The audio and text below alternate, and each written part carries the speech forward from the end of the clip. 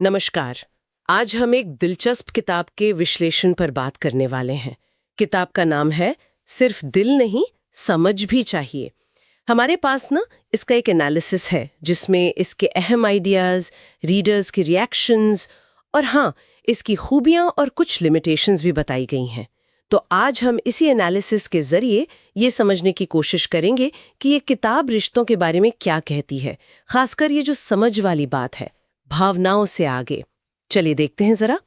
तो सबसे पहले ये किताब आखिर है किस बारे में? एनालिसिस कहता है कि ये उन लोगों के लिए है जो रिश्ते मतलब दिल से निभाते हैं, पर कहीं ना कहीं वो एक समझ वाली बात वो मिसिंग लगती है। यही है ना? हाँ, बिल्कुल। एनालिसिस तो यही इशारा कर रहा है। देखिए, ये खास तौर पर फोकस करती है लव मैरिज या शादी के बाद के रिश्तों पर। जहां वो शुरू का जोश थोड़ा ठंडा पड़ता है ना, तो फिर देखभाल मतलब केयरिंग, आपसी समझ अंडरस्टैंडिंग, एक दूसरे का सहारा बनना सपोर्ट और इज्जत रिस्पेक्ट, ये सब बहुत ज़रूरी हो जाता है। एनालिसिस के मुताबिक किताब का मेन पॉइंट यही है कि सिर्फ फीलिंग्स काफ़ी नहीं है। पार्टनर्स को सच में एक दूसरे को समझने की कोशिश करनी होगी। उनकी ज़रूरतें क्या हैं, उनकी उम्मीदें क्या हैं, उनकी भावनाओं के पीछे क्या है, ये सब। मतलब ऊपर ऊपर से नहीं, गहराई से। अच्छा, ये तो हुई किताब की फिलॉसफी। पर क्या लोग इसे पढ़ रहे हैं? क्या कह रहे हैं पाठक? एनालिसिस में रेटिंग्स का जिक्र था शायद। हाँ हाँ, बिल्कुल। आंकड़े दिलचस्प हैं। Amazon पर करीब 4.3 स्टार रेटिंग है 17 रिव्यूज से, और फ्लिपकार्ट पर तो 4.5 स्टार है। वहां 139 रेटिंग्स और 9 रिव्यूज हैं। तो मतलब पाठक हैं और रिएक्शन भी अच्छा खासा पॉजिटिव है। 4.5 स्टार, ये तो काफी अच्छा है। पर क्या एनालिसिस में ये भी बताया गया है कि पाठक क्या कह रहे हैं? मतलब कमेंट्स में क्या लिख रहे हैं? सिर्फ रेटिंग से तो। सही कहा आपने। हाँ, एनालिसिस में कुछ कमेंट्स का जिक्र है। जैसे कुछ पाठक कह रहे हैं कि ये किताब रिश्ते को समझने के लिए बेहतरीन है, और कोई लिखता है कि ये आपके और आपके पार्टनर की भावनाओं को समझने में मददगार है। तो इन बातों से लगता है कि किताब का जो कोर मैसेज है ना, कि सिर्फ प्यार जताना नहीं, पार्टनर को समझना भी जरूरी है, वो लोगों तक पहुंच रहा है, वो कनेक्ट कर पा रहे हैं। ये दिलचस्प है। तो मतलब लोगों को पसंद आ रही है। अब एनालिसिस के हिसाब से देखें तो ऐसा क्या है इसमें जो इसे खास बनाता है? इसकी स्ट्रेंथ्स क्या है? एनालिसिस कुछ पॉइंट्स हाईलाइट करता है। पहला तो जैसा आपने भी कहा, इसका सब्जेक्ट बहुत रिलेटेबल है, मतलब आम जिंदगी से जुड़ा हुआ। लव मैरिज हो या अरेंज्ड, कुछ टाइम बाद वो उम्मीदों और हकीकत वाला फर्क वो दिखने लगता है, और बहुत लोग फील करते हैं कि भाई हम एक दूसरे को समझ नहीं पा रहे। ये किताब शायद उसी दुखती रग पर हाथ रखती है। और टाइटल खुद, सिर्फ दिल नहीं समझ भी चाहिए, ये अपने आप में सोचने पर मजबूर करता है। ये सिर्फ कोई रोमांटिक बात नहीं लगती, एक जरूरत लगती है। हाँ, ये बात तो है। टाइटल तो वाकई कैची है। और क्या है? दूसरी बात जो एनालिसिस में सामने आई वो है इसकी भाषा। हिंदी में है तो जाहिर है उन बहुत सारे लोगों तक पहुंच सकती है जो शायद इंग्लिश की सेल्फ हेल्प बुक से उतना कनेक्ट नहीं कर पाते। अपनी भाषा में बात ज्यादा दिल तक उतरती है ना? और एनालिसिस में यह भी मेंशन्ड है कि किताब करीब 236 पेज की है, तो लगता नहीं कि बहुत भारी भरकम या अकादमिक टाइप की होगी। शायद चैप्टर्स वगैरह ठीक से बटे होंगे, पढ़ने में आसानी होगी। अच्छा, तो मतलब एक्सेसिबल है, अपनी भाषा में है। और कोई खास बात? मुझे ये जानने में दिलचस्पी है कि ये सिर्फ फीलिंग्स, रोमांस, इन्हीं सब पर है या कुछ और भी है इसमें? ये बहुत अच्छा सवाल है। और एनालिसिस कहता है कि ये सिर्फ वो शुरू वाले प्यार के गुलाबी सपनों तक ही नहीं रुकती। ये उन चीज़ों पर भी फोकस करती हैं जो रिश्ते को लंबा टिकाती हैं, जैसे एक दूसरे की परवाह करना, इज्जत देना, मुश्किल वक्त में साथ निभाना। एनालिसिस के मुताबिक किताब इन प्रैक्टिकल चीज़ों पर जोर देती है जिन्हें अक्सर रिश्ते में थोड़ा वक्त बीतने पर लोग फॉर ग्रांटेड लेने लगते हैं। अच्छा, तो मतलब सिर्फ हवा हवाई बातें नहीं है। रिश्ते की जो ठोस बुनियाद होती है, उस पर भी फोकस है। और जैसा हमने रेटिंग्स में देखा, वो इशारा करती हैं कि लोगों को लग रहा है कि इससे उन्हें सच में मदद मिल रही है अपने पार्टनर को समझने में, रिश्ते की डायनामिक्स को समझने में। बिल्कुल, पॉजिटिव फीडबैक यही दिखाता है कि किताब सिर्फ थ्योरी नहीं दे रही, लोग उसे प्रैक्टिकल पा रहे हैं, और ये किसी भी सेल्फ हेल्प किताब के लिए एक बड़ी बात है। लेकिन हर कहानी में एक लेकिन तो होता ही है ना? जहाँ इतनी खूबियां हैं, वहाँ कुछ कमजोरियां या लिमिटेशंस भी होंगी। एनालिसिस इस बारे में कुछ कहता है? हाँ हाँ, बिल्कुल। एनालिसिस बैलेंस्ड है। वो कुछ संभावित वीकनेसेस भी पॉइंट आउट करता है। पहली चुनौती जो दिखती है वो है मौलिकता की, ओरिजिनलिटी। प्यार, रिश्ते, समझ, इन टॉपिक्स पर तो इतनी किताबें हैं, इतनी बातें हो चुकी हैं, तो सवाल ये उठता है कि क्या इसमें कुछ नया है? कोई ऐसी इनसाइट जो पहले ना मिली हो, या फिर ये वही जानी पहचानी बातें दोहरा रही है? एनालिसिस पर एक सवालिया निशान लगाता है। ये तो बहुत जरूरी पॉइंट है। अगर वही बातें हैं जो 100 बार सुन चुके हैं तो फिर क्या फायदा? सिर्फ हिंदी में होना शायद काफी ना हो। एग्जैक्टली। और एनालिसिस एक और संभावित कमी की तरफ इशारा करता है कि शायद प्रैक्टिकल एग्जाम्पल्स कम हों।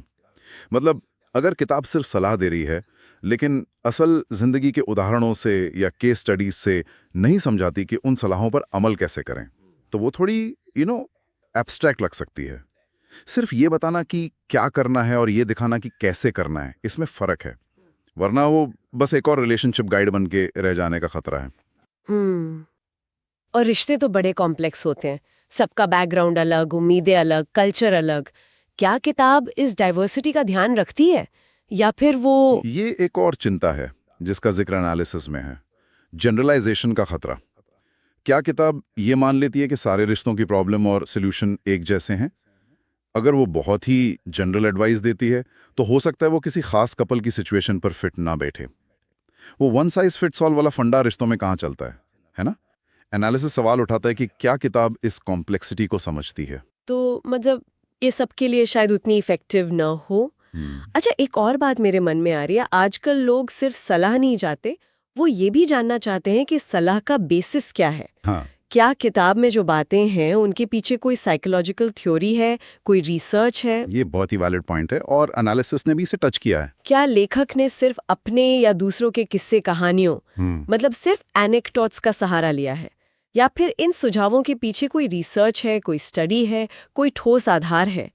अगर ये सिर्फ एक्सपीरियंस बेस्ड है, तो कुछ रीडर्स, खासकर वो जो थोड़ी डेप्थ या साइंटिफिक बैकिंग चाहते हैं, उन्हें ये शायद थोड़ी हल्की लगे, मतलब सिर्फ भावनाओं पर आधारित। एनालिस्ट को लगता है कि इस पहलू पर और क्लैरिटी हो सकती थी। और आखिर में शायद सबसे बड़ा सवाल ये है, ठीक है किताब कहती है समझो, इज्जत करो, साथ दो, पर क्या ये बताती है कि ये सब कैसे करें? वही बात, एनालिसिस इस प्रैक्टिकल कैसे वाले सवाल पर भी उंगली रखता है। क्या इसमें कोई ठोस तरीके हैं? कोई एक्सरसाइज, बातचीत कैसे शुरू करें, इसके कुछ सैंपल्स? अगर सिर्फ ये बताया कि क्या करना है, पर कैसे करना है इस पर गाइडेंस कम है, तो फिर रीडर जानकारी तो ले लेगा, पर उसे अपनी लाइफ में उतारने में शायद स्ट्रगल करें। सिर्फ मंजिल बता देना काफी नहीं होता ना, रास्ता भी तो दिखाना पड़ता है। सोचिए, कोई पढ़कर पार्टनर से कहे तुम्हें मुझे समझना चाहिए, और फिर दोनों चुप, क्योंकि कैसे समझें ये पता नहीं। ये सारी बातें सोचने वाली हैं। तो इन सब खूबियों और जो संभावित कमजोरियां हैं, उनको देखते हुए एनालिसिस के हिसाब से ये किताब आखिर किन लोगों के लिए सबसे ज्यादा फायदेमंद हो सकती है? एनालिसिस एक प्रोफाइल बनाता है। ऐसा लगता है कि ये किताब खास तौर पर उन यंग कपल्स के लिए, या जिनकी शादी को अभी ज्यादा टाइम नहीं हुआ है, उनके लिए काफी यूजफुल हो सकती है। वो लोग जो अक्सर शादी के बाद या रिश्ते में कुछ टाइम बाद वो उम्मीदों और असलियत के बीच बैलेंस बनाने में स्ट्रगल करते हैं, जहां प्यार तो है पर वो समझ वाली कमी खलने लगती है। हाँ, वो वाला फेज जब हनीमून पीरियड खत्म होता है ना, और रोजमर्रा की जिंदगी की सच्चाई सामने आती है, और शायद लव मैरिज करने वालों के लिए भी। बिल्कुल।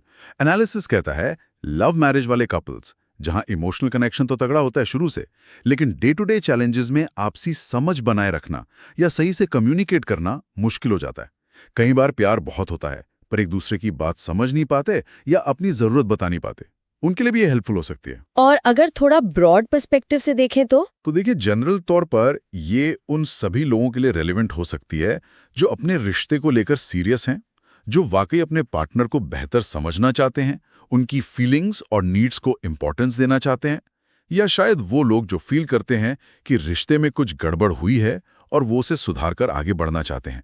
और जाहिर है, वो रीडर्स जिन्हें हिंदी में रिलेशनशिप्स और सेल्फ हेल्प पर पढ़ना पसंद है, उनके लिए तो ये एक ऑप्शन है ही। तो कुल मिलाकर इस एनालिसिस को देखें तो ऐसा लगता है कि सिर्फ दिल नहीं, समझ भी चाहिए। उन लोगों के लिए एक अच्छी शुरुआत हो सकती है जो महसूस करते हैं कि उनके रिश्ते में अब सिर्फ भावनाओं से काम नहीं चलेगा, थोड़ी समझदारी और मैच्योरिटी भी लानी पड़ेगी। बिल्कुल सही कहा। अगर कोई अपने रिश्ते में इमोशनल कनेक्शन के साथ साथ वो आपसी समझ, सम्मान और एक सस्टेनेबल बैलेंस लाना चाहता है, तो एनालिसिस के बेसिस पर कह सकते हैं कि ये किताब एक अच्छा स्टार्टिंग पॉइंट हो सकती है। ये उन बेसिक लेकिन जरूरी बातों पर ध्यान खींचती है जो अक्सर हम नजरअंदाज कर देते हैं, पर एक मजबूत और खुशहाल रिश्ते की नींव वही होती है। तो आज हमने सिर्फ दिल नहीं समझ भी चाहिए किताब के एनालिसिस पर एक अच्छी खासी चर्चा की। सार यही निकलता है कि एक लंबा और हिल्ली रिश्ता सिर्फ फीलिंग्स के भरोसे नहीं चल सकता।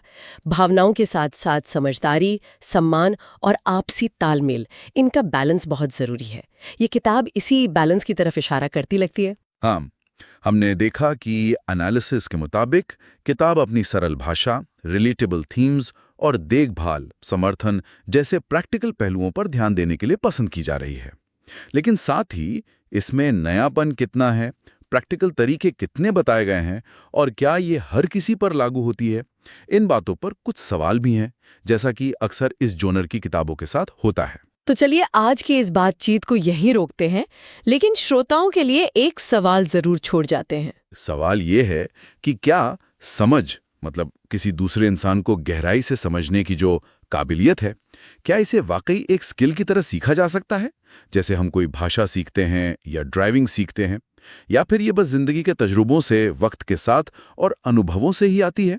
और अगर इसे सीखा जा सकता है तो इस किताब जैसे रिसोर्सेज के अलावा और कौन से तरीके हो सकते हैं जिनसे हम अपने रिश्तों में इस आपसी समझ को और बेहतर और गहरा बना सकें?